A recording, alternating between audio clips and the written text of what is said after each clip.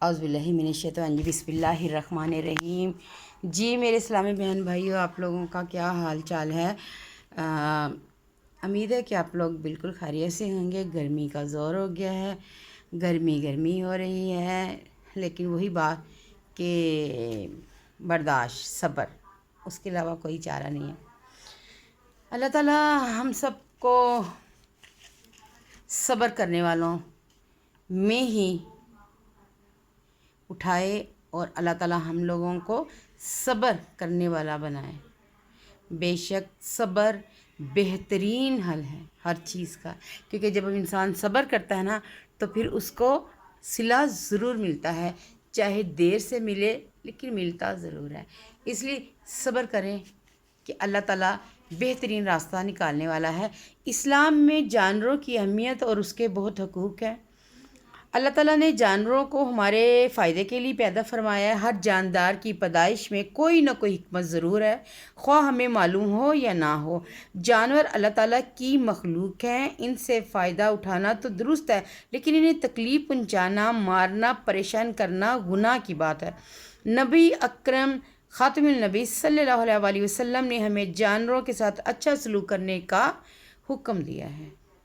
قرآن مجید میں بہت سے جانوروں کا تذکرہ ہوا ہے۔ کئی ایسی صورتیں ہیں جو کہ جانوروں کے نام سے معصوم ہیں، جیسے سورہ بقرہ ہو گئی، سورہ فیل ہو گئی، اور بھی چپاہوں کے لیے ہے، شہد کی مکھی کے لیے، چونٹی کے لیے، بہت ساری جانوروں کی نام سے صورتیں ہیں۔ قرآن مجید میں اللہ تعالیٰ نے جانوروں کے فوائد اور خواص، ان کے منافع کو یوں فرمایا ہے کہ اسی نے چپاہے پیدا فرمائے، ان میں تمہارے لیے گرم لباس ہے اور وہ بہت فائدے والے، یعنی کہ ان کی اون سے انسانوں کے لیے بہت ساری چیزیں بنتی ہے، کپڑے بنتے ہیں، گرم کپڑے بنتے ہیں، جوتے بنتے ہیں، بے شمار ان کی چمڑے سے دیکھیں جیکٹیں بنتی ہیں، بچوں کے بیگ بنتے ہیں، اور بہت ساری ایسی چیزیں ہیں جو کہ جانوروں سے ہمیں حاصل ہوتی ہیں۔ اور ان میں سے بعض کے ہم گوشت کھاتے ہیں، جیسے مرغی ہو گئی، بھینس ہو گئی، یعنی کہ مطلب یہ جانور ہیں، بڑا گوشت ہے جس میں مطلب کئی قسم کے جانور پائے جاتے ہیں جس کا ہم گوشت کھاتے ہیں، فش ہے۔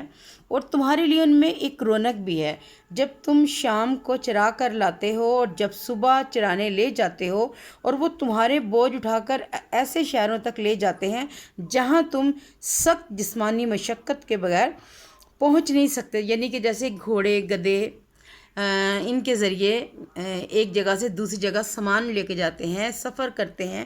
سواری کے وہ جانور ہیں جو ہمارے لیے بہت فائدہ مند ہے، اور ہمارا بھی کام ہے کہ ہم ان جانوروں کا خیال رکھیں، ان کے آرام کا، ان کے کھانے کا، ان کے پینے کا، انہیں گرمی سے بچائیں۔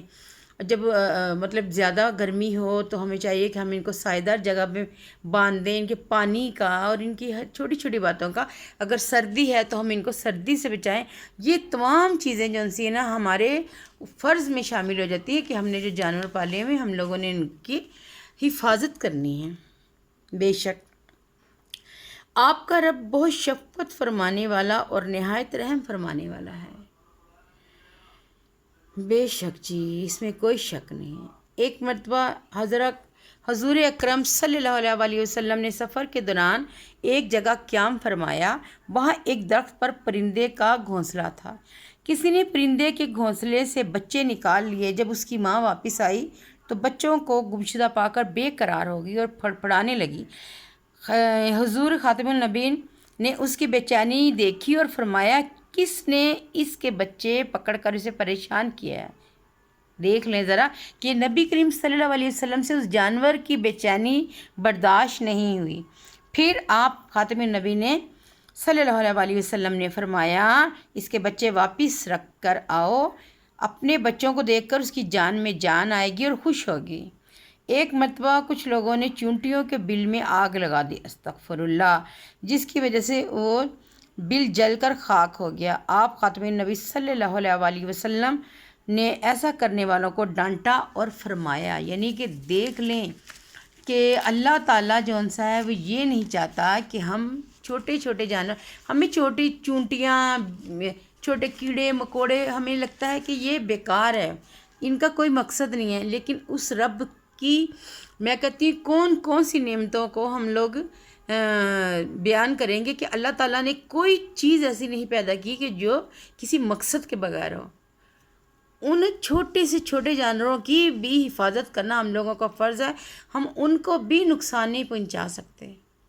کسی جانور کو آگ میں جلانے کا تمہیں کوئی حق نہیں۔ ایک مرتبہ نبی اکرم صلی اللہ علیہ وآلہ وسلم نے ایک آدمی کا واقعہ سنایا کہ اس نے پیاسے کتے کو کنویں سے پانی نکال کر پلایا، یعنی کتا پیاسا ہوگا تو اس نے پانی پلایا جبکہ وہاں رسی اور ڈول نہیں تھا۔ اس نے کتنی مشکل سے جو بھی کیا ہوگا، اس نے کوشش کی کہ میں اس جانور کو پانی پلا دوں، اور اس آدمی کا یہ عمل اللہ تعالیٰ کو اتنا پسند آیا کہ اللہ تعالیٰ نے اس کو بخش دیا اور اسے جنت میں داخل کرنے کا فیصلہ فرما دیا۔ سبحان اللہ! یعنی وہی بات آ گئی نا کہ جب اللہ تعالیٰ نے بخشنا ہو تو اللہ تعالیٰ چھوٹی سی بات سے بھی بخش دیتا ہے۔ جیسے آج کل گرمی ہے یا نہ گرمیاں بھی ہوں، جیسے کہ جانور ہیں، پرندے ہیں، آپ ان کے لیے کوشش کریں کہ کسی اونچی جگہ پہ پانی کا ایسے رکھ دیں کہ پانی وہ آ کے پانی پئیں۔ یقین مانیں کہ مطلب ہم نے اپنے گھر میں بندوبست کیا ہوا اور میں اپنے صحن میں ڈالتی ہوں۔ وہ کہتے ہیں یہ بھی ایک مطلب بات ہے کہ آپ اپنے صحن کے اندر جانوروں کے لیے کسی ایک مخصوص جگہ رکھ دیں کہ یہ پرندوں کے لیے روٹی ڈال دیں، پانی رکھیں، تاکہ وہ گھر کے اندر آئیں اور گھر کے اندر آ کے آپ کے لیے رزق کی دعا کریں۔ سبحان اللہ! یعنی کہ جانوروں کو جب آپ کھانا دیں گے تو وہ آپ کے لیے دعا کریں گے۔ تو وہ چھت پہ تو چلو ٹھیک ہے، لیکن آپ صحن میں اپنے اگر ہو سکے تو آپ اپنے گھر کے صحن میں ان کو کھانا دیں تاکہ وہ آپ کے گھر کے آباد ہونے اور رزق کی وسعت کے لیے دعا کریں۔ تو ہمارا صحن تو ماشاءاللہ بڑا ہے نا، تو اس لیے میں ایک سائڈ پہ نا ان کو کر دیتی ہوں۔ اگر صبح میں ذرا تھوڑی لیٹ ہو جاؤں یا تو کوے پرندے آ کے چیخنا شروع ہو جاتے ہیں اور کہہ کہ مطلب اب اماں جی ہمیں کھانا دے دیں۔ اور یقین مانے کہ اگر میں سم ٹائم وہ بول رہی ہوتی نا تو میں کہہ دیتی ہوں اچھا صبر کرو میں دیتی ہوں، تو چپ ہو جاتے ہیں۔ تو وہ میرے میاں کہتے ہیں کہ نا تم نے ذرا جلدی ڈال دیا کرو، مطلب کوشش کیا کرو کہ ان کو کھانا پہلے دے دو۔ تو سم ٹائم تو میں رات کو ہی ڈال دیتی ہوں یا صبح فجر کی نماز پڑھتی تو اس ٹائم کر دیتی ہوں، اور اگر کسی ٹائم میں کہتی ہوں اچھا چلو ٹھیک ہے ابھی کرتی ہوں، یا مطلب رکھا ہوتا تو میں کہہ رہی چل میں لیکن جو کوے مجھے دیکھتے ہیں، یہ پرندے یا کوئلیں آتی ہیں، گلہریاں آتی ہیں، تو وہ چونٹیاں لے کے مطلب چھوٹے چھوٹے سے دان لے کے چلے جاتے ہیں، مطلب کوئلیں آتی ہیں، مختلف قسم کی چڑیاں آتی ہیں۔ کسی دن میں ویڈیو بنا کے نا تو وہ اپنی ویڈیو میں رکھوں گی۔ اتنا مطلب خوبصورت سما ہوتا ہے، اتنا پیارا کہ آپ کا خود بخود دل چاہتا ہے کہ آپ نا کھانا ضرور ڈال دیں تاکہ پرندے خوش ہو جائیں۔ تو جی اللہ تعالیٰ ہم لوگوں کو توفیق دے۔ زندگی کا کوئی بھروسہ نہیں، یہ چھوٹی سی نیکی کیا پتہ ہمارے لیے کتنا بڑا اگلے جہان میں اجر ہو، اور اس جہان میں بھی یعنی کہ ہم جس دنیا میں رہتے ہیں اس میں بھی ہمیں اللہ تعالیٰ اس کا اجر دیتا ہے۔ اور مطلب سم ٹائم ہم لوگوں کو سمجھ نہیں آ رہی ہوتی کہ ہماری کون سی نیکی کا اللہ تعالیٰ نے ہمیں کتنا بڑا اجر دیا ہے۔ تو انہوں نے بخش دیا اس آدمی کو، اللہ تعالیٰ نے جنت میں داخل کرنے کا فیصلہ۔ یہ واقعہ سن کر ایک صحابی رضی اللہ تعالیٰ نے پوچھا، اے اللہ کے رسول، کیا جانوروں کے ساتھ اچھا سلوک کرنے کا بھی کوئی اجر ملتا ہے؟ نبی کریم صلی اللہ علیہ وآلہ وسلم نے فرمایا، ہاں، ہر جاندار کے ساتھ اچھا سلوک کرنے پر اللہ تعالیٰ اجر عطا فرماتا ہے۔ صحیح بخاری میں ہے یہ۔ حضرت ابن عمر رضی اللہ تعالیٰ کا گزر چند نوجوانوں کے پاس سے ہوا جو کسی پرندے یا مرغی کو باندھ کر اس پر نشانہ لگا رہے تھے۔ حضرت ابن عمر رضی اللہ تعالیٰ نے ان کو دیکھا تو وہاں سے بھاگ گئے۔ حضرت ابن رضی اللہ تعالیٰ نے فرمایا، نبی کریم صلی اللہ علیہ وسلم نے اس شخص پر لعنت فرمائی ہے کہ جو کسی جاندار چیز کو باندھ کر اس پر نشانہ لگائے۔ اللہ تعالیٰ ہم لوگوں کو معاف کرے۔ سیرت طیبہ کا مطالعہ کرنے سے معلوم ہوا کہ آپ خاتم النبی صلی اللہ علیہ وآلہ وسلم نے قدم بقدم جانوروں کے ساتھ رحم کرم کا حکم دیا۔ نہ صرف گھریلو اور پالتو جانوروں بلکہ جنگلی جانوروں کے ساتھ بھی حسن سلوک کی تاکید کی ہے۔ نقصان دہ اور ضرر جانوروں کو بھی کم سے کم تکلیف میں مارنے کا حکم دیا۔ جن جانوروں کو ذبح کیا جا رہا اللہ دیکھا جب قربانی میں جانور ہوتے ہیں تو کہتے ہیں کہ مطلب اتنا تیز آپ کا وہ آلہ ہونا چاہیے کہ وہ جانوروں کو تکلیف نہ ہو.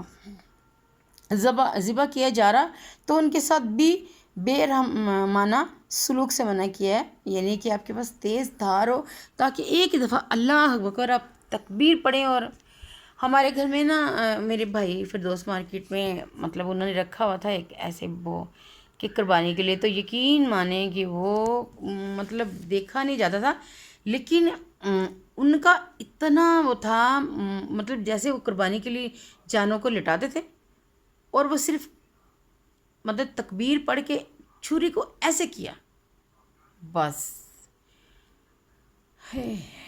اللہ تعالیٰ ہم سب کی قربانیوں کو قبول و منظور فرمائے اور ہم لوگوں کو زیادہ سے زیادہ اللہ کی راہ میں خرچ کرنے والا بنائے، آمین.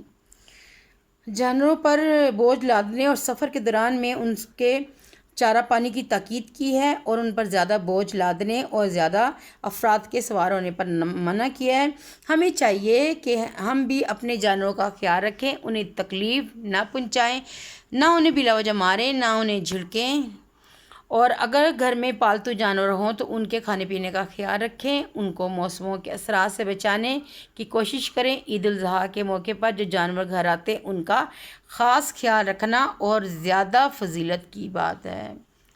عید آنے والی ہے، ہم سب کی خواہش ہوگی کہ ہم اچھے سے اچھا جانور لیں اور اللہ کی راہ میں قربان کریں. اللہ تعالی ہم سب کو توفیق دے کہ ہم لوگ بڑھ چڑھ کر حصہ لے سکیں، جانوروں کا خیال رکھیں.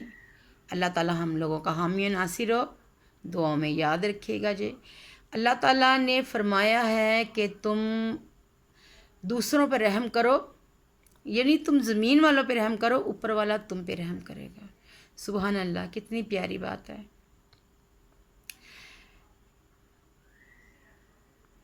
مجھے سمجھ نہیں آتی کہ میں اللہ تعالیٰ کا کس طرح شکر ادا کروں. یقین مانیں کہ آپ لوگوں کو بھی میری ویڈیوز میں اور میرے انداز میں بھی فرق لگ رہا ہوگا کہ پہلے سے دکھ بھولتا نہیں ہے کہ میں کہوں کہ میں اپنے بیٹے کا دکھ بھول گئی ہوں. نہیں، وہ صرف یہ ہو گیا آپ لوگوں کے پیار اور محبت سے تھوڑا سا جینے کا حوصلہ ہو گیا. اوکے، اللہ حافظ. دعا کرتے رہا کریں میرے لیے اور میرے بچے کے لیے. ملتے ہیں انشاءاللہ باشرطِ زندگی پھر کسی نئی اور کسی اچھی بات کے ساتھ.